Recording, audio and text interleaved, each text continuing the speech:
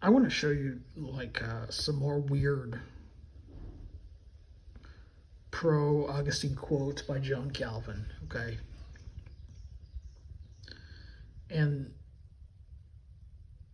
even Calvinists today, okay, their authority is not the Bible; it's so-called church fathers. Okay, and what um, not what God teaches through His Word, but what men have taught throughout history, which is ridiculous.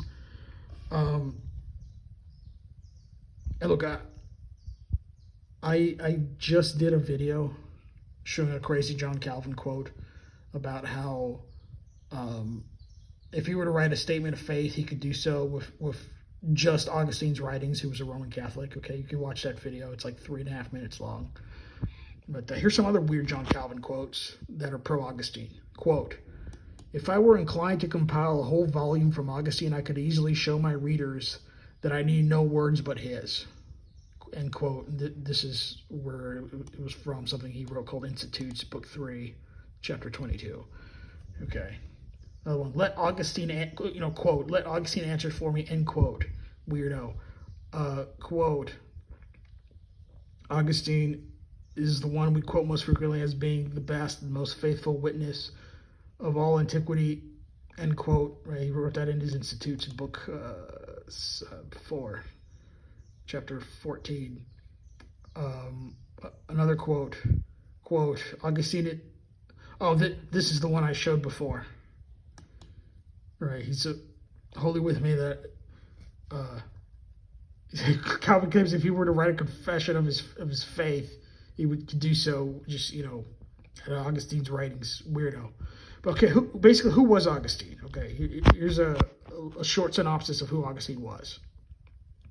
Okay.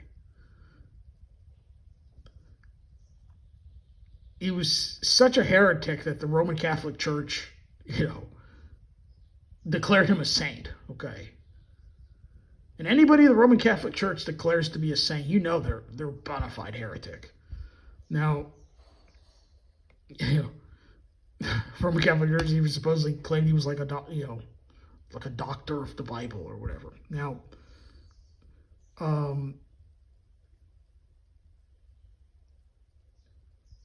he fathered amillennialism. He interpreted Bible prophecy allegorically. And that's basically where replacement theology comes from. And he taught that the Roman Catholic Church is the kingdom of God. Okay. So he denied that Jesus Christ would literally, physically reign from Jerusalem for 1,000 years. He, like a good little Catholic, he taught that Mary was sinless and he believed in purgatory.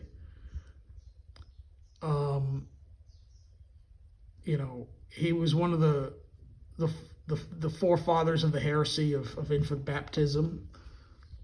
Okay. He claimed that unbaptized infants were lost, and anybody who rejected infant baptism he would label as infidels, and he called them cursed.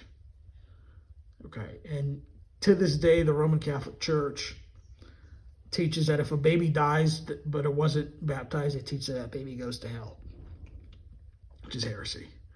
Now, here's another crazy quote from Augustine, John Calvin's hero.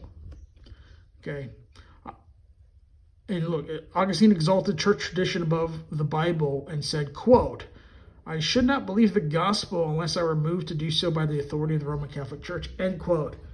That guy was a bona fide reprobate, okay? Like beyond heretical, just reprobate concerning the faith. And that was John Calvin's big hero, okay? And it's super weird that the Roman Catholic Church considers Augustine a big hero, and Calvinists consider Augustine to be a big hero. I mean, yes, like it seems weird at first, but then you realize, John Calvin considered himself to be just a pure Catholic, and that he was just going back to true Catholicism. Okay, and again, Catholicism was always wrong, and it will never be right. It was never based on the Bible. Okay, Roman Catholicism was always based on the doctrines of men, the traditions of men, with some Bible being allegorized and sprinkled out of context, as like the frosting on the heresy cake. Okay.